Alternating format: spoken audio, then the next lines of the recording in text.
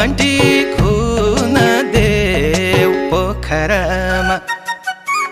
डिम्पल पर्ने गलाइमा छुन देऊ एकछिन मलाई रोमान्टिक